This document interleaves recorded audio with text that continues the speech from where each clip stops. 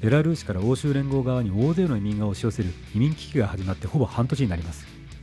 冬の到来とともに移民の新たな流入や大規模な衝突は収まっていますが、雪に覆われた森の奥からの SOS は今なお続いています。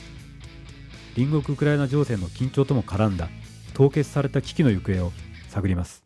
こんにちは、ジャーナリストの村山祐介です。私は今オランダハーグにある自宅からお伝えしています。ポーランドで取材している間、拠点にしていたハイヌフカという町があるんですけれども、さっき調べたら今日の最低気温マイナス11度となってました。それでもまだ森の奥からの SOS は続いてまして、数日前に私のスマホに入った情報でも、シリア、イラク、イエメンのグループが難民申請を求めるというような動きがありました。で、私が12月上旬、ポーランドで2回森の奥に入ってまして、その時ももう雪に覆われているような状態だったんですけれども、その時の状況をまず、動画でご覧ください。氷が張ってます。凍っちゃっこれ完全に凍っちゃってんじゃんこれ。よいしょ。今マイナス2度だ。3人のシリア人が救助を求めるということで、連絡がボランティアグループからありまして、行くんですけど、ここから80キロはあって雪道1時間半、往復で考えるときついなと思いつつ、行ってきます。ヘビリアイシ、そうなんだよな。私が今通ってる道も結構凍結してましてみんな苦労して現場に向かってる感じがします。さっき目的地に近づいたところで、ここはリストリクテッドゾーンだからこの先は行けないということで、ぐるっと回れと言われてですね、着いたんですが、あと1時間半ぐらい遅れるということで、今スタッフからの指示で、エンジンを切ってライト止めて、で車内で待っていてくれと、目立たないようにということでした。じゃあレッツムーブ、プリーズフォローはわか、よし行かなきゃ。あまりにも暗くて光るものが何もなくて、どういう状況なのかわかんないですけど、細い道、一車線の道の両側に今止まるところですね。止まりました。はい。今、シリア人が出てきました。Maybe you can also hear the guys.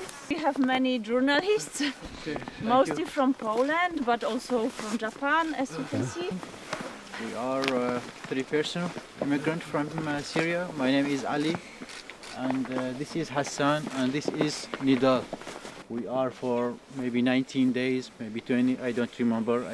I lost the feeling about the time, between in these conditions. Yeah, we were between the borders. Yeah. The Belarusian army put us in this. We tried five times. They push us between the borders. Said we want to go to bring some clothes, or because we have nothing, we lost everything. So they said they take off our clothes, take our money, take everything, and they beat some people. All clothes. All clothes. They were searching for money. They put it aside, and he started firing them because he said you cannot cross to Belarus. You have to go to Poland. And we said to Poland. We have no choice. I don't want to get back to between the border again, please. When they push us to cross the border, they do it at night, like now, or maybe we didn't know that time exactly, but it was night, so we were lucky. They cut the fence, and they tell us go. Yeah, sometimes they beating people, They were beating people sometimes. They use dogs sometimes to follow people in the forest. Electric Paralyzers. Yes, I don't know what is it. very bad people in Belarus, very bad people. They asked him to catch, to bring some rocks to throw it on the Polish soldiers. We want to assume asylum here in Poland. We don't want to stay between the borders. I think in case they push back again, we will be really in danger, because we lost everything, so I don't think we will survive this time. The, most of the cities in Syria now, the security situation bad. There, it's war. There is war, and in their places they're kidnap, killing people for too much bad situation. We are just scared there from the war. We want a safe place to live like other people. If you would be able to speak to someone who was considering to take this route in the winter, what would you tell them? I will tell them I don't know what to say, because there is some people have matters like death or life. So I cannot tell people who are in dangerous or in bad situation to tell them don't come to here, because maybe they will die there or here. So some people don't have a choice. As our condition, maybe some people will take the risk and some people no. So we decided to take the risk because we have nothing to lose.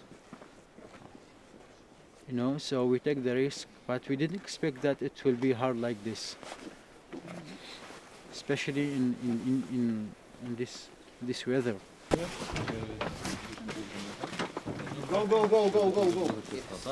Będzie cofał. Przepraszam, będzie cofał.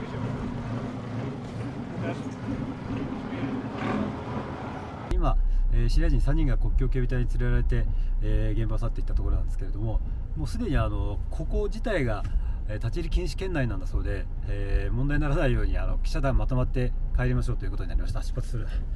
じゃあ帰ります。夜の12時前です。気温は2度。こ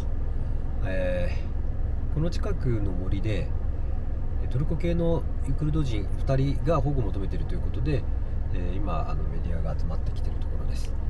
で、そろそろもうだいぶ時間、待ってる、もうなんかずっと2時間ぐらい待ってるんですけど、もうすぐ、現場に着きます。場所がわからないということで、今みんなで探してるんですけど、データ接続がないエリアみたいで。あ、is that the way? 今あっちに人影が動いているので、多分こっちなんでしょう。ところどころ硬い木があって、足が踏み込むとちょっとよろっとするような感じです。あ、来ました。İçine attı. Aha. Biz sınırın Belarus'un sınırın içine attı. Gdzie my jesteśmy dokładnie? Arkadaşlar şu tarafa isteriz telefonumuzu saklasak.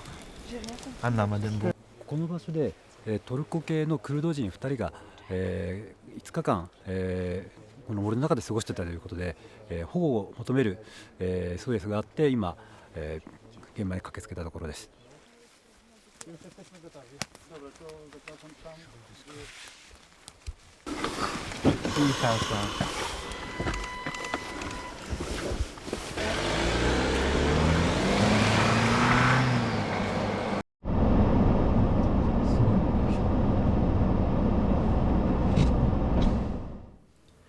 で、今どういう状態になっているのか、この半年間の経緯を振り返りながら考えてみたいと思います。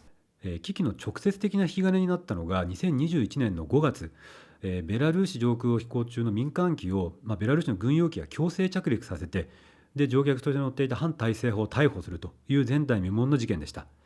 でこれに対して EU がベラルーシに経済制裁を発動するんですけれども、ベラルーシ側も EU との間で取り決めた不法移民の引き取りの合意、これを停止すると通告しました。でその直後から、最初はリトアニア、ラトビアへ、そして8月からポーランドへと、密入国する移民が急増しました。で今の3カ国、それぞれ非常事態を宣言して、国境に軍を配備したりとか、国境にフェンスを建設したりといった対応を進めてまして、で、どんどん緊張が高まっていく中で、一つのピークを迎えたのが11月16日、ポーランド国境のクジニツァという場所で、ベラルーシ側にいた移民が投石をして、ポーランドの国境警備隊が放水で対応するという、暴力的な衝突に発展しまして、で、その直後にベラルーシ側が近くの物流倉庫に移民を一旦避難させる形になって、現場での緊張というのは一旦緩和する方向に向かいました。ポーランドとベラルーシの国境で移民危機が高まっていく中で、ベラルーシとその後ろ盾であるロシアの軍事的な関係というのも目に見える形で強まっていきました。数年に1回やっている大規模な合同軍事演習を9月にやって、で11月にも核爆弾搭載可能な爆撃機を投入するような演習をしたと。で11月の下旬にですね、ベラルーシの国防省がウクライナ国境でのロシアとの軍事演習に言及したりとか、あと大統領のルカシェンコ氏が、これまで曖昧にしていたクリミアの所属について、これはロシア領だと、踏み込んだ発言をした上で、ウクライナ有事があった場合には、ロシアを支持すると、はっきりと言明しました。で12月3日にですね、ワシントン・ポストが、ロシアのウクライナ侵攻の可能性に言及する報道をしまして、国際社会の関心が一気にウクライナ情勢に向けられたと。で、その中で12月7日にバイデン大統領とプーチン大統領が電話で会談をしています。でもう一つ、並行して進んでいったのがエネルギー安全保障の問題です。欧州連合は天然ガスの4割をロシアからの供給に依存していまして、バルト海やベラルーシ、ウクライナといったところを通すパイプラインで運ばれてきています。で今年天然ガス価格が急騰してまして、特に冬を前に、各国政府が対応に追われる中で、移民危機とリンクする形になったのが11月11日、ベラルーシのルカシェンコ大統領がロシアから自国を通して運ばれているガスについて、その供給停止を示唆したという発言でした。ただこの時はロシアがすぐ火消しに走りまして、合意されていないとか、契約違反にならないようにという発言が出てきて、一旦沈静化の方向に向かうんですけれども、12月1日に、再びルカシェンコ氏が供給停止に言及して蒸し返すという状態になっています。でここで、各国がセンシティブになっているのが、ロシアから第三国を通さずにドイツに直送するノルドストリーム2というパイプラインが完成したばかりで、ドイツ側での承認を待っている段階なんです。でウクライナをめぐる情勢が緊迫する中で、特にアメリカが、このノルドストリーム2を稼働させない、あるいはすぐに停止させるということがロシア側に対する牽制になるというふうに考えてまして、ドイツ側に対応を打診するといったことも報じられています。現環境を迎えて動きが取りにくくなったベラルーシの移民危機は、軍事の安全保障、そしてエネルギーの安全保障と絡む形で、アメリカ EU とロシアが向き合うウクライナ情勢の大きな地図の中の、一つの変数として収まっているということは言えると思います。ただ移民危機そのものも解決したわけでは全くないんです。ベラルーシの国内にはまだ数千人規模の移民が残っているというふうに見られていますし、ポーランド側へ密入国する動きも連日数十件という単位で続いています。で国際社会の関心が外交とか軍事とかの方に向けられる中で、現場の森で何が起きているのかということは雪が降ったということもあって非常に分かりづらくなっています。12月14日にも森の中から SOS があったんですけれども、軍がドローンを出して森の奥でやっと4人見つかるというようなケースもありましたし、地元の人たちがすごく心配するのはですね、雪の中で行方が分からなくなっている人たちがたくさんいるのではないかと。で雪解けになる春になった時に多数の遺体が見つかるのではないかというふうに話していまして、私自身もその点はすごく心配しています。どうも最後までご視聴ありがとうございました。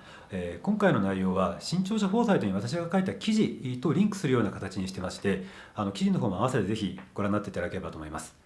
でご意見ご感想、ぜひお寄せいただければと思います。最後にチャンネル登録ぜひお願いいたします。